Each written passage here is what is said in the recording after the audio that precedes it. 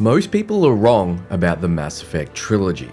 In the final moments, we face an impossible choice: destroy the Reapers, control them, or become something entirely new.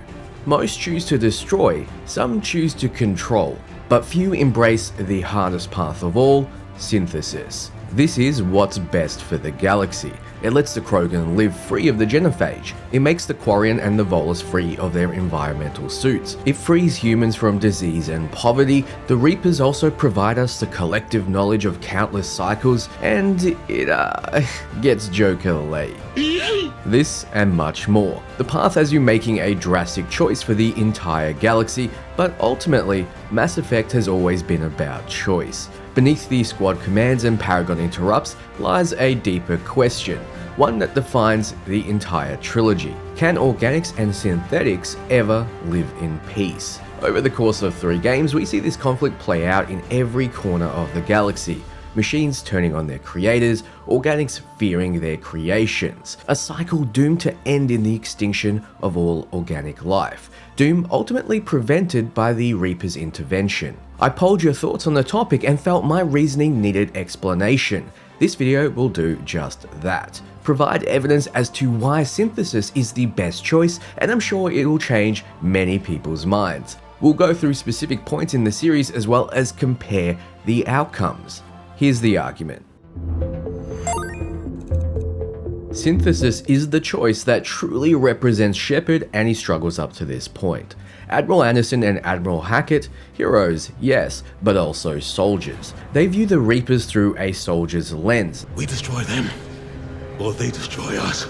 They never saw peaceful coexistence as an option. And then there's the elusive man. A man obsessed with control, power, human dominance. His belief? The Reapers can be harnessed, turned to serve. And who will you listen to, Shepard? An old soldier stuck in his ways, only able to see the world down the barrel of a gun? And what if he's wrong? What if controlling the Reapers is the answer? These men mean well, or believe they do, but their views are shaped by fear, by ego, by war, by the battlefield. Much like how we see the result of constant war and despair create a man like Javik. But what if they all knew there was another way? One foreshadowed throughout the entire series. One born of evolution, of transcendence rather than compromise. The Catalyst, the Reaper's intelligence, offers a grim truth. Organics create synthetics to improve their own existence, but those improvements have limits. To exceed those limits, synthetics must be allowed to evolve. They must, by definition, surpass their creators. The result is conflict, destruction, chaos. It is inevitable. Organic and synthetic conflict is inevitable, unless something changes, and who better to choose that future than Shepard? An organic rebuilt by synthetics, the perfect bridge and the face of the synthesis ending. You see, when offered choices by the Catalyst, destroy is represented by Admiral Anderson. He's a soldier, destroy or be destroyed. The control choice is represented by the elusive man. The elusive man was right after all. Yes, but he could never have taken control, because we already controlled him. Control being a means of domination and superiority. Then we have synthesis explained, but unlike the other two, it cuts to Shepard, the embodiment of human evolution. This ending is represented by him. Synthesis is not surrender, it's not domination, it's not the end. It's the only path where nothing has to die. If you play the game well and gather enough strength before the end, ultimately the destroy ending after some cutscenes will see Shepard take a breath, giving a brief hope that he may have survived. This is a sign to many that this is the right path. However, I put it to you that remaining alive simply means his job is not done. And Shepard dying through synthesis makes an outcome that encourages lasting peace. Destroy is ultimately flawed. All synthetic life is destroyed, including Edie and the Geth, and untold amounts of technology, most likely sending us back to the Stone Age, at least for a while. Most of all, it reinforces the cycle of mistrust, a theme that the game strives to have you overcome all throughout it. Shepard, when told about the destroyed choice, almost immediately looks for another option. There has to be another way. Control is no better. It promotes human exceptionalism and authoritarian control. Eternal. Infinite. Immortal. It places one mind in control of all others, repeating the sin of the Reapers themselves. Shepard becomes a benevolent dictator over a machine god empire. As tempting as it is after playing the power fantasy that is Mass Effect, or even Warhammer 40k, it solves nothing. If AI rise to wipe out organics, they will be facing Reapers and the war continues. Maybe eventually breaking hold of Shepard's Reapery grip as technology will continue to advance. The irony is Saren chose the path of control in Mass Effect 1 and the Elusive Man in 2 and 3. Both shown many times to be wrong, and it seems the people agree, with control being the least supported choice, destroy being the top, but I think this comes from the fact many want Shepard to live, and I can't blame people for wanting more Shepard games, even if that means more conflict. Him living represents a job not over. The cycle will continue and AI will rise up to destroy organics. Synthesis ends the conflict, which is why it's the right choice. It's the only ending that offers a complete resolution to the organic-synthetic conflict without subordinating one to the other. Even the incredibly powerful ancient AI intelligence that has the collective knowledge of all the Reapers and civilizations before it says synthesis is the ideal solution. It is the ideal solution. And it's inevitable that we reach it. When comparing paths, it also is the biggest and most obvious, right in the middle. You could argue that the AI is being manipulative, but it also allows you to replace and destroy it. And I do not look forward to being replaced by you, but I would be forced to accept it. With control and destroy, so that is unlikely. Let's compare endings just to be sure. Note, I'm purposely not discussing the refuse ending, as it is very much the worst option.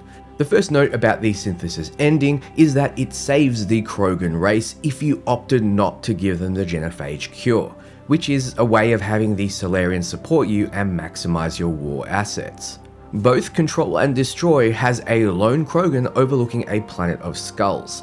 Synthesis frees the Krogans of their organic flaws and also allows them understanding of other races, propelling them forward socially and allowing them to be more cooperative with the other races, counteracting the fact they were uplifted before socially ready. We see the Krogan rebuilding instead of fighting. Even they will eventually live free of poverty and disease. We also see that EDI and the Geth have survived, where they don't in the Destroy ending. EDI's name is on the wall. But in Synthesis, EDI also gives Jeff a massive, loving snuggle. Sex would actually now be possible between them, and don't you want to get your boy laid? There isn't such happiness in the other two. As EDI says, the war is over, and the Reapers are helping to rebuild. Where once they threatened us with extinction, they now bring us the collective knowledge of the cultures that came before. Something we wouldn't gain if we chose Destroy or Control. This will advance us forward thousands of years at a minimum to unknowable and unmeasurable levels. And look, everyone is working together with a smile. The endings flash to different crew members, and that's mostly inconsequential, except for Samara. Her daughter can now live outside of the monastery, as her organic genetic flaw can be erased and no longer be a problem. Arakyakshi can be written out of the gene pool. Kasumi, if you opted to keep the box, in Control and Destroy, she is lost within it, clinging to the past. At least in Synthesis, she can finally be with Keiji, and her unhealthy obsession can be a little unhealthier unless she does a fry and puts her obsession in a synthetic shell. Biggest of all, Quarians can exist without their suits, both on Rannick and everywhere else in the galaxy. Synthesis frees them from infections and disease. They can live with the Geth in a new symbiotic way. The other endings have them mingling still within their suits. Control has Shepard die in a very painful, violent way, melting. Destroy has him pushed away with an explosion, whereas Synthesis has him leaping in and embracing the choice. Control has AI Shepard explaining his purpose. It's eerie. There is power in control.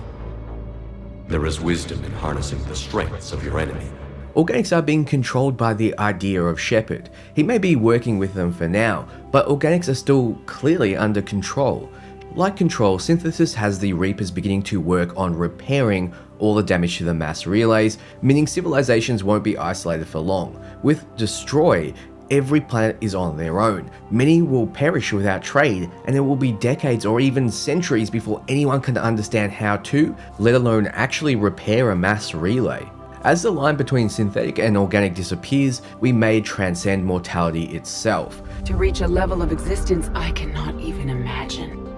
The final stage of civilization. With Destroy and Control, we have no idea what our future will be, but with Synthesis, the unknown is only how high our potential now is. And what is a more perfect synthesis than the one between Magic the Gathering and Final Fantasy? Yes, the beloved Final Fantasy RPG series' 16 mainline games of unforgettable characters, items, and moments are now here in Magic the Gathering. Cast powerful spells, call upon classic summons, and even visit your favorite locations. There's Cloudity's Buster Sword, there's Chocobos. If you've ever enjoyed a Final Fantasy game, you're gonna love this set and the beautiful art. It's also the perfect entry point for new players with a ready-to-play starter kit as well as 4 pre-constructed commander decks to choose from. So thanks to Wizards of the Coast for sponsoring this video, and be sure to check out the perfect synthesis between Final Fantasy and Magic the Gathering in the link below. What's not quite as perfect is Synthesis as a viable ending of Mass Effect 3. It's foreshadowed and thematically earned all throughout the game. In Mass Effect 1 we see Saren, who began his journey out of fear, knowing what the Reapers could do. He hoped to control the situation. Saren says, "The Reapers are too powerful. The only hope of survival is to join with them." He speaks of unity, of avoiding destruction by embracing the Reapers, a corrupted vision of Synthesis. His flaw wasn't the idea, but the method. His cybernetic implants and eventual body reflect an involuntary, coerced hybridization, not true synthesis. A union of flesh and steel. The strengths of both, the weaknesses of neither.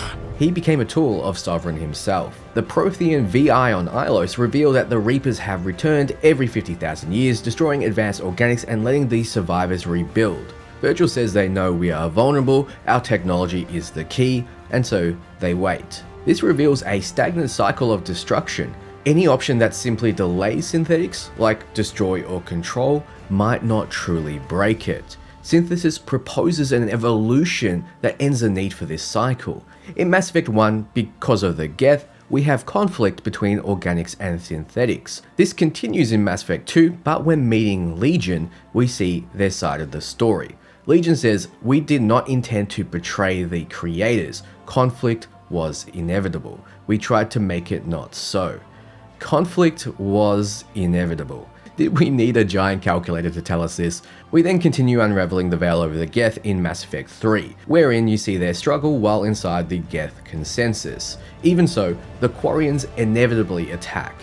If it wasn't for Shepard, it would have ended badly for the organics. Don't forget, Shepard is rebuilt by Cerberus using a combination of organic tissue and synthetic reconstruction.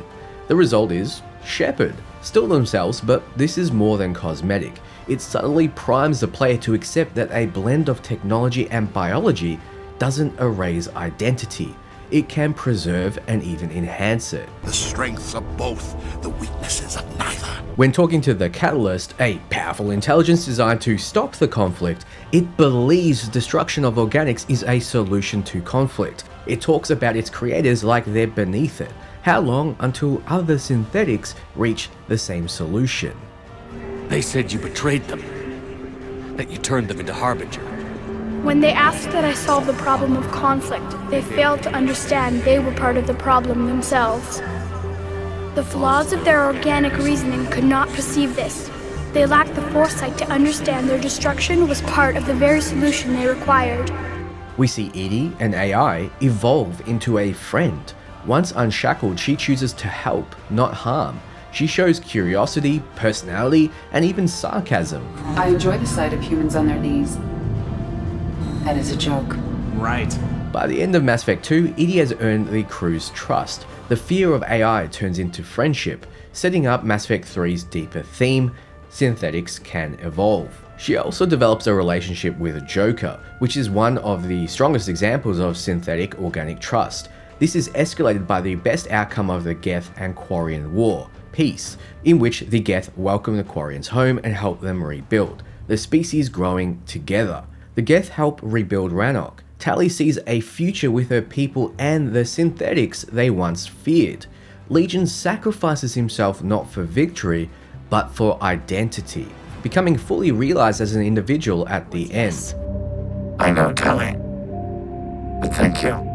Before it sacrificed itself, Legion referred to itself as I instead of we. This arc is a perfect microcosm of synthesis, two enemies finding common ground by not domination or destruction, but understanding. Javik says, They serve a purpose, while we search aimlessly for ours. In their eyes, organics have no reason to exist. Javik being the last of the Protheans, a species that failed without considering synthesis as an option. Organics seek perfection through technology. Synthetics seek perfection through understanding. Organics will be perfected by integrating fully with synthetic technology. Synthetics, in turn, will finally have full understanding of organics. Though potentially manipulative, the Catalyst presents a problem. Cycles of war are inevitable due to the conflict between creator and created, but synthesis removes the duality. It implies that Shepard, an organic enhanced by synthetic implants and possibly rebuilt entirely with synthetic parts by Cerberus, is already living synthesis.